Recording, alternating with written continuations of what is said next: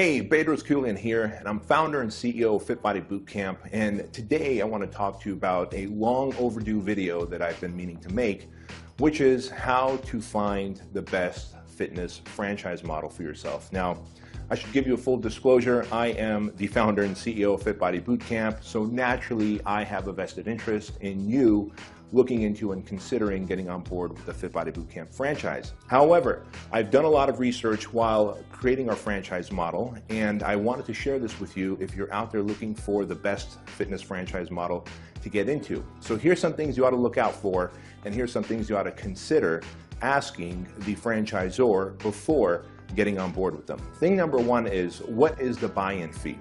And what does the buy-in fee cover?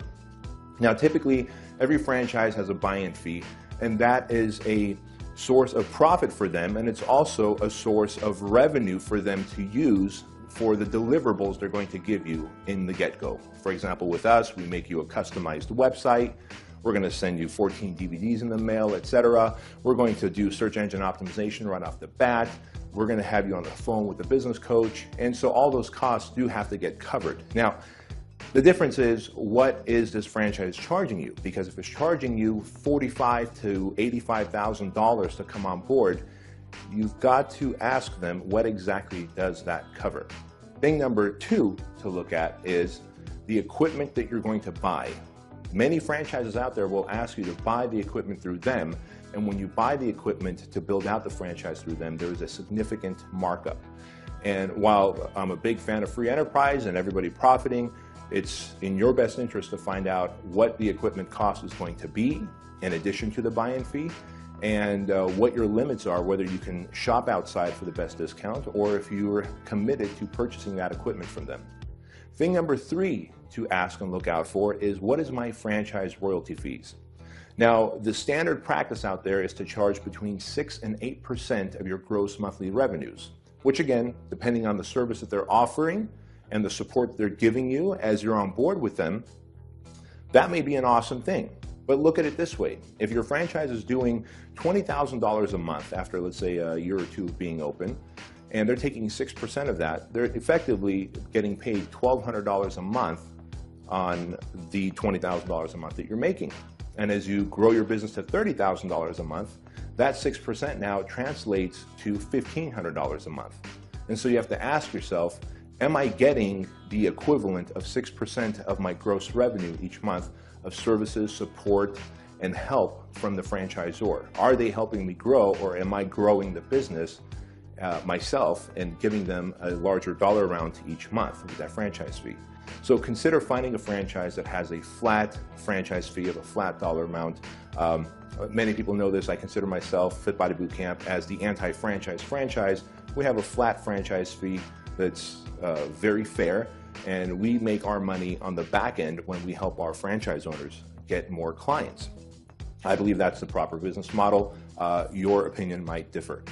The fourth thing that you're going to want to look at is, how long is the term of this franchise?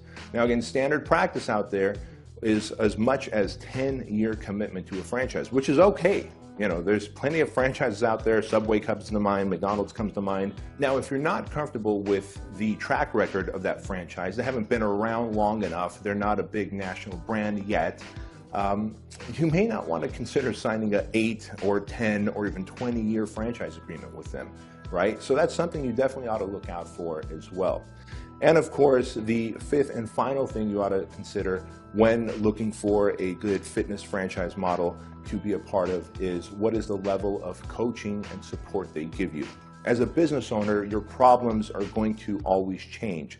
When you first get on board with the franchise, the number one problem you're going to have is finding a location and negotiating your lease for that location. As you grow, you're going to have probably marketing and sales problems, right? All good problems to have, good challenges to have. But if you have the support from the franchisor in helping you negotiate the lease and guiding you in the size of location you're looking for, the demographics to open up in, you're going to have a greater success rate from the get-go. And so as you get into your location and as you grow your location, you're probably going to need more staff. Is the franchisor able and capable of helping you to hire and train those actual employees who are going to help you out in automating your business so that you can actually take some time off. Because the last thing you want to do is be a hostage to your business model where you're literally working 60 to 80 hours a week just to keep it running. I've seen plenty of people who own franchises out there, and as I've talked to them, we've come to realize that they'd be better off having a high-paying job where they can have more time off than owning their franchise. And think about this. As that franchise location of yours grows and you're ready for a second and third location, you want to have multiple outlets. Is the franchisor able to coach you, consult you, guide you, and help you in developing systems, processes, and automation so that you can grow to location 2, 3, and 4? If those things are not there, consider looking elsewhere. And those are some of the top 5, red flags that I would share with you when you're looking for a franchise business model, especially in the fitness industry, to go into. Now, of course, if you have any questions for me, if there's any support that I could give you, you can reach out to me by going to our website, which is down below in our description box. I'll talk to you later. Bye-bye.